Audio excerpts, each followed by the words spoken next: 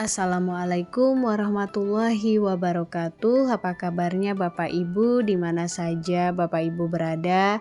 Semoga Bapak Ibu semua selalu dalam keadaan sehat walafiat. Nah, Bapak Ibu berjumpa kembali pada channel YouTube Desti Hidayat. Untuk informasi yang akan saya sampaikan pada kesempatan kali ini yaitu tentang H-5 menuju pengumuman kelulusan seleksi kompetensi P3K tahap 2. Honorer perlu pahami dua keputusan penting dari BKN dan Kemenpan RB. Nah, Bapak Ibu, bagaimana informasi lengkapnya? Bapak Ibu dapat mengetahuinya dengan menyimak video ini hingga selesai. Namun Bapak Ibu, sebelum kita ke informasi lengkapnya, ada baiknya Bapak Ibu terlebih dahulu klik tombol subscribe dan juga nyalakan tombol loncengnya agar Bapak Ibu tidak ketinggalan info-info berikutnya.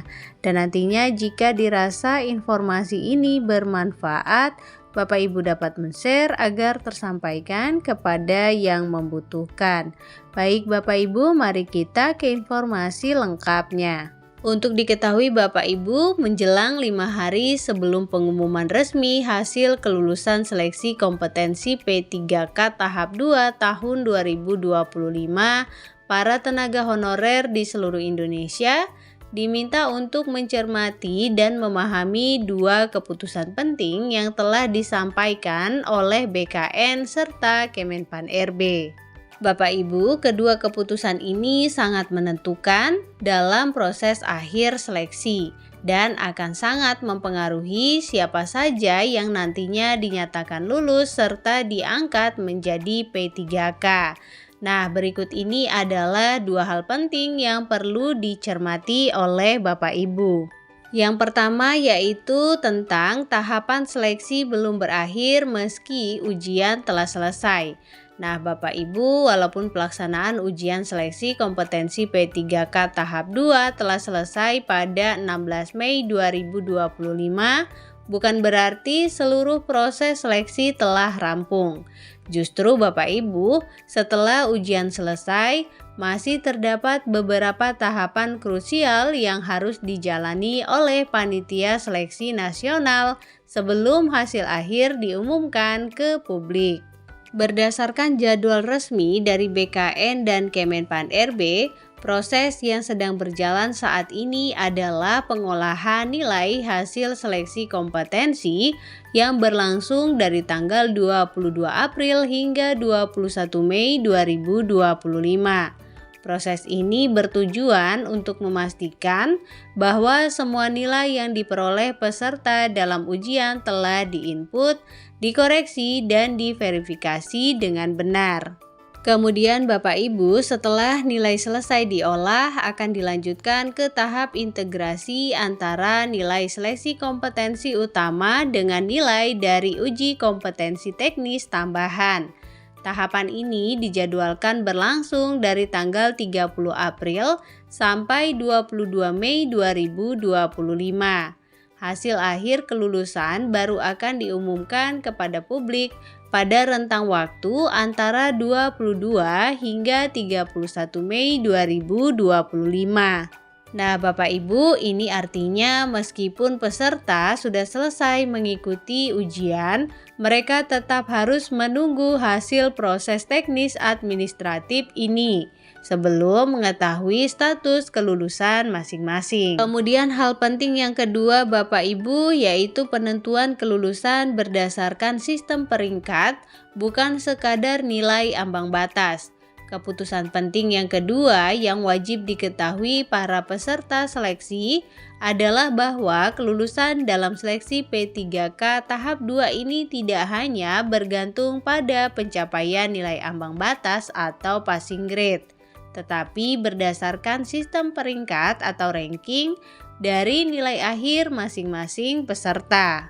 Nah, Bapak Ibu, hal ini telah ditegaskan oleh Kemenpan RB yang menyatakan bahwa kelulusan peserta akan diprioritaskan kepada mereka yang memperoleh peringkat tertinggi dalam satuan formasi yang dilamar.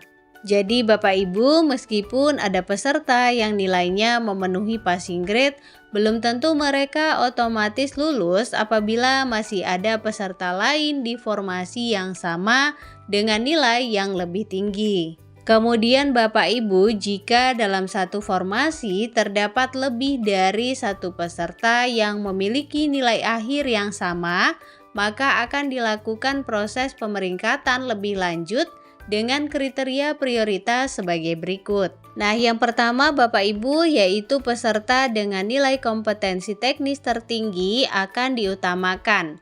Karena kompetensi teknis mencerminkan kemampuan langsung di bidang pekerjaan yang akan dijalani. Berikutnya Bapak Ibu, jika nilai teknis sama, maka akan dibandingkan gabungan nilai kompetensi manajerial dan sosial kultural. Nah, untuk diketahui Bapak Ibu, aspek ini menilai sejauh mana pelamar mampu mengelola pekerjaan dan bersosialisasi dalam lingkungan kerja. Selanjutnya Bapak Ibu, jika masih sama, maka nilai wawancara menjadi faktor penentu berikutnya.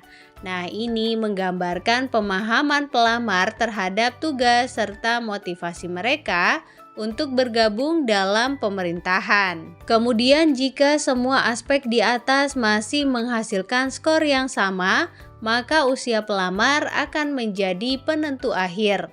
Pelamar yang lebih tua akan diprioritaskan karena dinilai memiliki pengalaman lebih panjang. Untuk diketahui Bapak Ibu, di luar aspek nilai, status pelamar, misalnya apakah termasuk tenaga honorer K2 atau non K2, juga menjadi pertimbangan yang tidak kalah penting dalam proses penentuan kelulusan akhir. Nah, dengan memahami secara detail dua keputusan penting tersebut, para tenaga honorer yang mengikuti seleksi P3K tahap 2 diharapkan bisa lebih siap secara mental, tidak mudah termakan isu simpang siur, dan tetap mengikuti perkembangan resmi dari instansi penyelenggara seleksi. Nah Bapak Ibu, demikian informasi yang dapat saya sampaikan, semoga mudah dipahami, menjadi wawasan dan juga bermanfaat. Jangan lupa Bapak Ibu untuk share video ini agar tersampaikan kepada yang membutuhkan. Berikan like pada video ini, klik tombol subscribe dan juga nyalakan tombol loncengnya agar Bapak Ibu tidak ketinggalan info-info berikutnya. Terima kasih Bapak Ibu, salam sukses, salam sehat selalu. Assalamualaikum warahmatullahi wabarakatuh.